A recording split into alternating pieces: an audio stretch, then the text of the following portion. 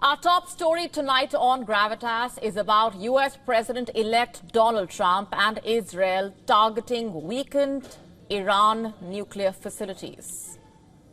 The war that has impacted Palestine, Lebanon, Israel, Syria is set to expand into Iran. Turns out the secret planning for such an assault is apparently no longer much of a secret. The two allies are reportedly ready to strike Iran's nuclear facilities, believing Iran's regional position is weaker than it has been in decades.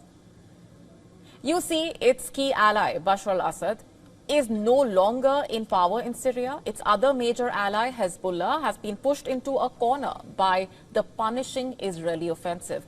The big question is, will Iran take such an attack meekly? Are these facilities as vulnerable as its enemies believe them to be? You see, Iran has been attacked before, so we can assume that its facilities were a target as well. In fact, there are reports that over the last year, Iran has reinforced its facilities and taken them to deeper underground locations. There is the other life and death question as well. Could a successful attack on Iran's nuclear facilities lead to the havoc of nuclear radiation in the entire region? Experts recall the fallout of Chernobyl, a nuclear disaster that occurred at the Chernobyl nuclear power plant in the then Soviet Union in April 1986. Nuclear debris was discovered 1,000 miles away. Winds carried it as far as Sweden, located more than 1,100 kilometers away. Could nuclear debris reach Israel if the winds turn in that direction? But those doing the calculations seem to have analyzed the risks and decided that the risks are worth taking. According to a report by the Times of Israel, Israel, emboldened by its recent military successes in Syria and the weakening of Hezbollah, believes it has an opportunity to strike Iran's nuclear program. Simultaneously, a report by the Wall Street Journal stating that the United States President-elect Donald Trump is exploring military options to prevent Iran from acquiring nuclear weapons. However, Trump is not president for another 5 weeks at least. So the question is, can Israel act independently? According to the WSJ report, Iran has a stock of enriched uranium capable of building 4 nuclear bombs. 4 nuclear bombs, reportedly making it the only non-nuclear weapon country to be producing 60% near weapon-grade fissile material. And this, you see, is a key point to this narrative. The report adding that it would take Iran just a few days to convert that stockpile into a nuclear weapon. According to an IDF statement, Israel has achieved, quote-unquote, total air superiority over Syrian airspace and has systematically dismantled Syrian air defenses. And this has reportedly opened a clear path for Israel to carry out long-range strikes, including deep into Iranian territory. As per the report, such freedom enhances their ability to surveil and, if necessary, strike Iran's fortified nuclear facilities. But you see, there is a problem with this. To reach Iran, IDF may have to fly over Iraq and Saudi Arabia to reach Iran. In a video address directed to Iran, Israeli Prime Minister Benjamin Netanyahu said that strikes against Iran and its allies have triggered a quote-unquote regional chain reaction. Listen to this. The historic events we witnessed today are a chain reaction to the pounding of Hamas, the decimation of Hezbollah, the targeting of Nasrallah, the blows we delivered to the Iran regime's axis of terror. And all this came, as President Trump pointed out this week, because of Israel and its fighting success. Now, across the Atlantic, the U.S. is also rethinking its strategy on Iran. According to the WSJ report, Trump's team has revisited the idea of military action against Iran's nuclear program. Reportedly, this discussion has gained urgency because of Iran's weakened position in West Asia and due to reports of a surge in Iran's nuclear program. Trump's team is reportedly considering two strategies against Iran. First, it aims to exert maximum military pressure by sending more U.S. forces, warplanes and ships to West Asia, while simultaneously augmenting Israel's capabilities by providing advanced weapons, including bunker-busting bombs, which reportedly could significantly enhance Israel's ability to target Iran's deeply buried nuclear facilities. Iran's nuclear program, you see, is spread over 5 locations: Fordo, Khandaq, Natanz, Isfahan and Bushehr. 2 sites are undisclosed. The threat of Israeli airstrikes has loomed for decades. Only some of the sites have been built underground, so the threat of military force combined with US-imposed sanctions could cripple Iran's economy. And this, the US believes, could convince Tehran that there is no choice but to resolve the crisis diplomatically. The alternative strategy is that America goes through with its plan to conduct military actions against Tehran, along with economic sanctions to prevent Tehran from building nuclear weapons. Reportedly, the Trump administration is split on the issue. As per the WSJ report, some within the Trump administration believing a credible military threat could force Iran back to negotiations. Others, meanwhile, fearing that any strike, even a limited one, could spiral into a broader war. Iran has on multiple occasions denied pursuing any programs towards the establishment of nuclear weapons, insisting its nuclear program serves civilian purposes like energy and medical research. However, the International Atomic Energy Agency and Western intelligence agencies disagree. They reportedly point to Iran's enrichment of uranium to near weapons-grade levels and its research into advanced centrifuges as evidence of its ambitions.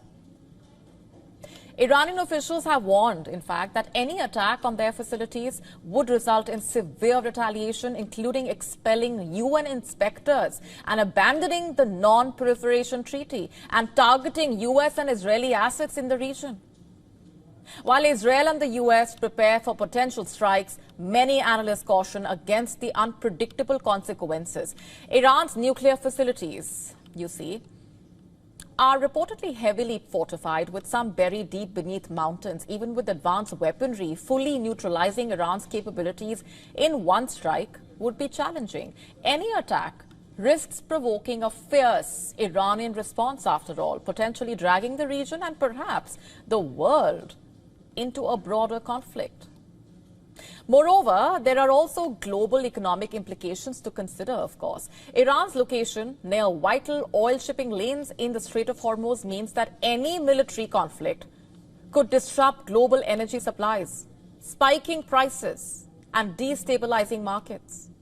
While some people within the US administration are more inclined towards a diplomatic solution, for Israel, diplomacy is reportedly less appealing.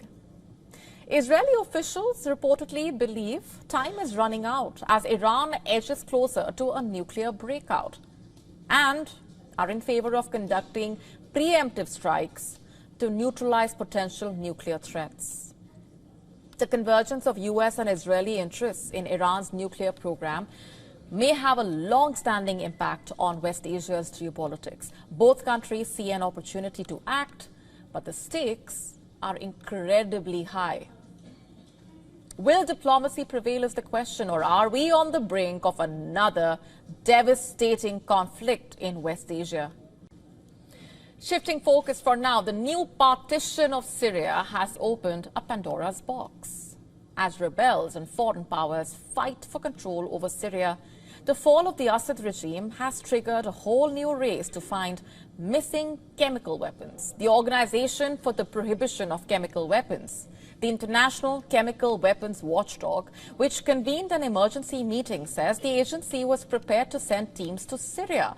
Our next report telling you how stability and unity continue to be the biggest challenges for Syria.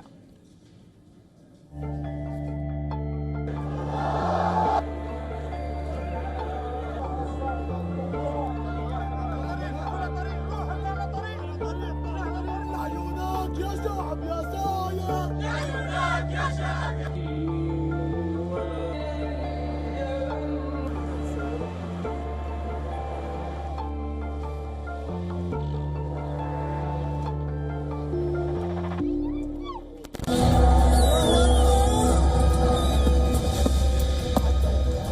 Syria stands at a pivotal crossroads after the dramatic fall of Bashar al-Assad. The rebel groups and foreign powers are vying for control and influence. Apart from the dominant Hayat Tahrir al-Sham or HTS in northwest Syria, there are Turkish-backed rebels and Sunni Muslim rebels in the north, Kurds ruling over much of Syria's east, and Jordan-backed rebels in the south. These groups fought a civil war against Assad for almost 14 years, and now they contend to shape the country's future without him. As the political chaos unfolds in Syria, Israel appears to be taking advantage of what it sees as a unique moment of opportunity. From raining strikes on strategic Syrian military assets and air defenses, to ordering its troops to remain the demilitarized buffer zone on the Golan Heights throughout the winter, Israel is leaving no stone unturned to stop Syria falling into the hands of rebels. It has blamed Iran for triggering regional tensions. Control over the Syrian oil fields is adding another layer of complexity to the ever-evolving Syria. HTS claims control over the eastern city of Deir ez-Zor after a fierce battle with Syrian Kurds backed by the US forces. The eastern region is the biggest source of crude oil. The conflict between Kurdish-led SDF and HTS rebels is centered around the control of Al-Tain oil fields in Deir ez-Zor region, where 5,000 barrels of crude oil are extracted daily. The collapse of Assad regime has triggered the race to find missing chemical weapons. The Assad government reportedly made tons of chemical weapons, from giant vats of World War I era mustard gas to nerve agents so deadly that just a few drops could kill. But the Syrian weapons of mass destruction have simply disappeared. What happened to those chemicals is a suddenly urgent question in the wake of last week's takeover by Syrian rebels. In a country with no governing authority, securing whatever chemicals remain becomes a top priority not only for Syria's neighbors but also for countries around the world. Syria faces a major task of uniting diverse factions and forming a stable government. Can Syrian rebels put up a united front remains a big question. Bureau Report, WION World is One. Shifting focus for now, Nepal's government is firmly blocking China's attempt to send its Panchen Lama, Gyensen Norbu, to Kathmandu. Nepal's rejection of the visit marks one of the most significant diplomatic setbacks for China in influencing the Tibetan diaspora. In fact, Norbu has not been recognized by the 14th Dalai Lama, and several Western countries consider his appointment illegitimate. Nepal has reportedly conveyed to the Chinese embassy that the Panchen Lama will not be welcomed due to Nepal's neutrality on religious matters, quote-unquote. But why does China wish to send Norbu in the first place? The Communist Party of China had handpicked Panchen Lama to become the so-called spiritual successor of the 14th Dalai Lama living in exile in India. He was expected to visit Nepal to attend the ongoing Nanhai Buddhism Roundtable in Lumbini, the birthplace of Lord Buddha. Officials and monks from around 20 countries are attending the event. By showcasing the Chinese-appointed Panchen Lama on an international stage, China seeks to legitimize his authority. But by accepting China's plan, Nepal does not want to get embroiled in a broader geopolitical battle between the US and China. Nepal's sensitivities in the matter stemming from its significant Tibetan refugee population, besides concerns about China's growing influence. Hosting the Dalai Lama, Tibet's spiritual leader, is a red line for Nepal. The Panchen Lama holds a pivotal role in Tibetan Buddhism, particularly in the selection of the next Dalai Lama. By advancing Norbu, Beijing aims to assert control over this process, thereby diminishing the Dalai Lama's influence and reinforcing its dominance over Tibetan Buddhism. Significantly, the 89-year-old Dalai Lama has consistently upheld his right to decide his own reincarnation. Nepalese officials say that Norbu has been attempting to visit the Himalayan country for over a decade. His present visit attempt follows Nepal Prime Minister's recent trip to China, during which a new framework agreement on the Belt and Road Initiative was signed. Nepal thus finds itself at the crossroads of balancing competing interests while maintaining its sovereignty and adhering to its commitments under the One China policy. The Panchen Lama controversy underscores the broader geopolitical tensions at play in the region.